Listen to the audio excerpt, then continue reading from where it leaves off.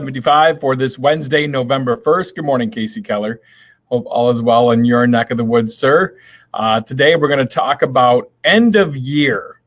What do you do specifically for your end of year? And there's many ways to take this, of course, and how you're going to roll your end of year. But I would encourage you to go through and actually look at a few R's, if you will. Good morning, Lucas. Good morning, Casey. And the R's that I'm speaking of, first off, is results. What were the results of your efforts for the last year? Go back through. Do you have a report card? In other words, do you have your staff fill out information about each and every event that they perform to kind of give you a track record to know, good morning, Tom, kind of give you a track record to know what's going on the events if you're a multi-talent company. Good morning, Nick. So Tailored Wedding staff fills out report cards after every single event, so we know what's happening. Great idea I picked up from a friend of mine, Glenn Roush. And the next thing we look at, we go through the report cards, and we look at what the results were from each event, and then we go through that, and then after that, excuse me, we talk about reviews. Got my little travel cup of coffee this morning since I'm heading to a meeting right after live at 75 today down in our local chamber. So we look at after that, we talk about reviews. So what will each talent be getting for reviews? Now, maybe you're a single op. So I would encourage you to go back through and do your own report card for each event that you do, and then go back through and look at the reviews you get from your clients.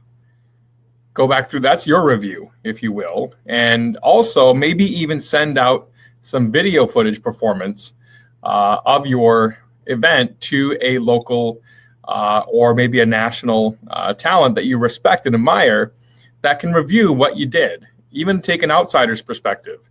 Ask someone, a photographer or a wedding planner, what they thought about your services. So after you go through the review portion and review the report cards that you get from the events, and go through and review how you did, how your staff did for each client, and then you look at different phases of the review. So Tailored Weddings has a full review system that we developed that a good friend of mine helped and shared with me as well, one of his, and so we developed it from that and kind of tweaked it to make it our own. And the review system, we go through and tally, and that determines if they get over a certain percentage, if they're getting a raise or not for the following year. And then finally is rewards. Now, rewards are something you do for yourself. If you had a great year, reward yourself. This is where Jason Spencer's Profit First, Profithood Academy comes in, and the Profit First book from Mike Michalowicz comes in. If you're following that kind of system, you definitely should be rewarding yourself every single quarter. Good morning, Serge. I know we had a bunch of other people join us on the chat here today. Good morning, Michael. Good morning, John Price. Alton Olson is with us this morning. Nick Sandstrom from BCP Live is with us. Good morning, Rob Peters out in Massachusetts. Jeffrey Sandler from down in Wisconsin is with us as well. And Alton Olson is talking about a red solo cup. Chris McMahon, thanks for being here. So finally, look at the rewards. What are you going to reward yourself with? How are you going to reward your staff? And these are all things you need to think about.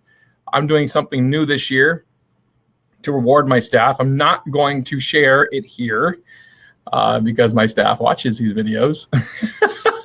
So we're not going to talk about what we're doing for our team at Tailored Weddings here this year just yet. Maybe in a future episode we will, but I'm not going to talk about that just yet.